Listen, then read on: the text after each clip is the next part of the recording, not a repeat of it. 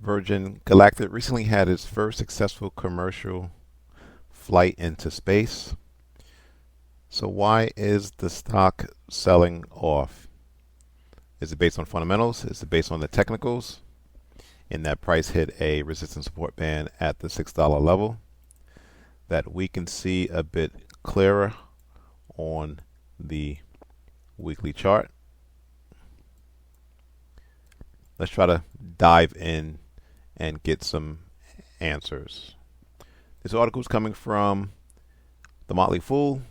Virgin Galactic stock keeps falling for the second day in a row. In the sixth session out of 8, the stock is down 7.3%. Again, that's a surprise, given that they had their first commercial successful flight after years of waiting. Now, subsequent to the first successful commercial flight, revenue should start kicking in now. So again, why is the stock selling off? Some hiccups to my understanding, and when you look at the stock, you'd think that something more negative perhaps happened because shares are down about 11%. But here to tell us now more on this story, I'd like to welcome in Jeff Pierce, the Senior Manager of Derivatives Trading at TD Ameritrade. So Jeff, walk us through this. Why are we seeing Virgin Galactic's shares sell off on the session?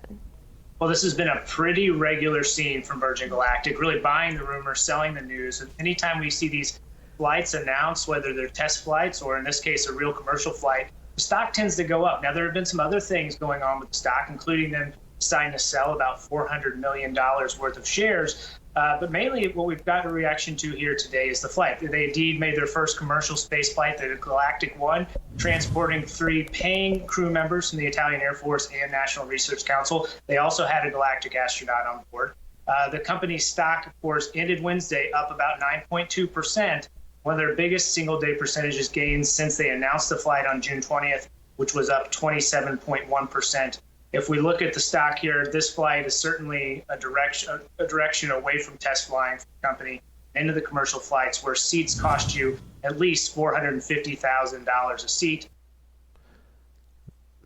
That's right. You heard that correctly. We're talking tickets in the amount of several hundred thousands of dollars. The math is easy. One space plane, $250,000 per ticket. No more than 6 paying passengers per flight. 1 flight per month.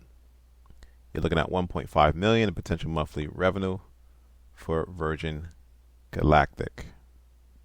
Flights set to follow. Yeah, and I mean, I think that this has been, like you said, a theme of Virgin Galactic. We have seen this name just not able to hold on to any of its strength, but there is this other catalyst to look forward to, and that's the fact that they will be launching their commercial flights. I believe it is as soon as August. So that is still on track, to my understanding. I mean, is that enough to get investors excited about this name again, Kevin, or excuse me, Jeff? Because I really think that when looking at this name, we've been waiting for these flights for so long. So with another flight in the pipeline, why are we not seeing investors more excited?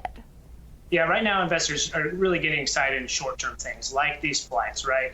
What they're looking forward to in the long term is understanding the business model. Right now, we know that they're setting up these commercial flights. We know it's about $450,000 a ticket. They've said they've got a backlog of about 800 flyers expecting to take future trips. Some of those tickets were sold quite some time ago, around $200,000 to $250,000 each. The question for investors is, what is the cost of these flights versus what we're going to be bringing in revenue? We know that they've brought in revenue from other sources in the past. What does that look like? Not to mention, they do have competition. They're not the only people in town. Blue Origin, they've had 6 human flights already. If we look at SpaceX, they've done several flights. So there's a question mark about. So let's get into the. So let's discuss the operating costs. We talked about the revenue stream. Unfortunately, spending costs closer to $40 million per month on its operating costs, leading to the inevitable conclusion, unless Virgin Galactic finds a way to fly a whole lot more often than it's currently promising to, there's no mathematical way this company can make a profit in the foreseeable future. Virgin Galactic has a solution to this math problem in mind: build more space planes. However, there is competition. So the question is, will there be capacity for several companies in this space? The company's new Delta class space planes are being designed to fly as frequently as once per week, and if it can build enough of them, there actually is a mathematical chance for it to become profitable. Unfortunately, the Delta space planes' questions aren't expected to be ready for flight before 2026, which means Virgin Galactic will probably keep losing money for at least that long. Commercial flights. This is the first one we've seen. We'll see what happens in August, and then once the monthly flights start, that may be when we see investors start to really pay attention.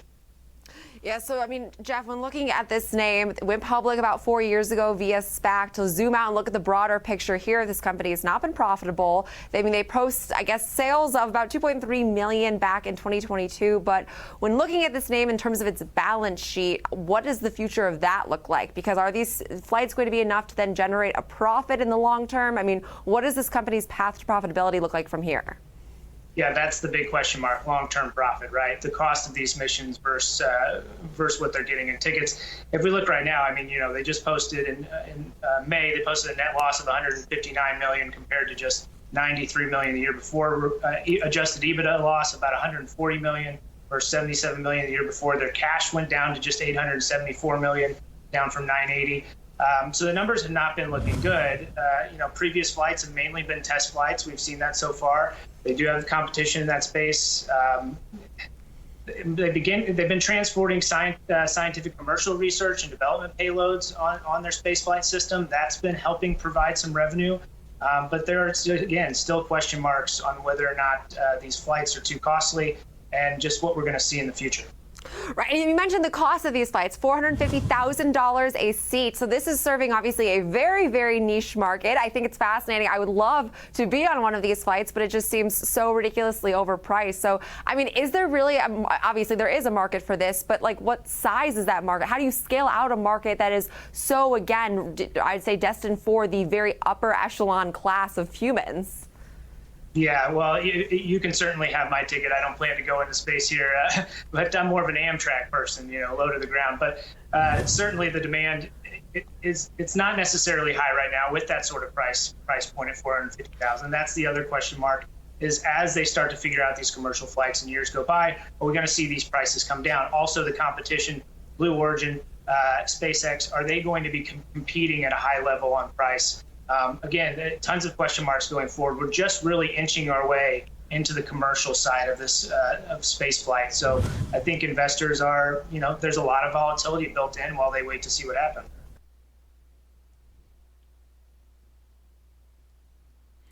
So again, these new planes are expected to cost Virgin Galactic as much as 50 million to 60 million to build, which will make it necessary to fly even more frequently to recoup those additional costs.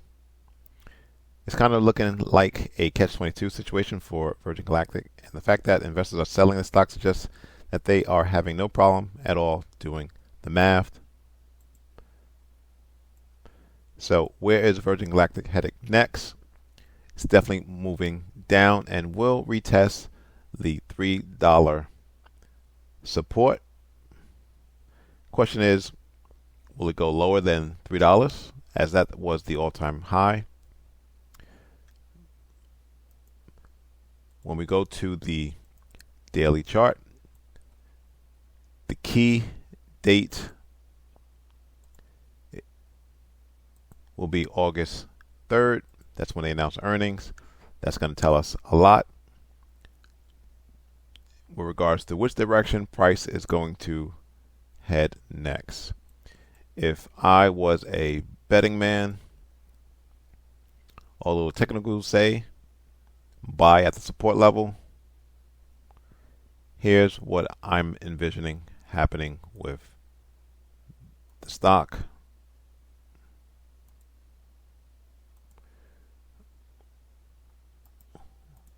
We make all-time lows in the subsequent months ahead. Thanks for watching. Subscribe. Please like the video.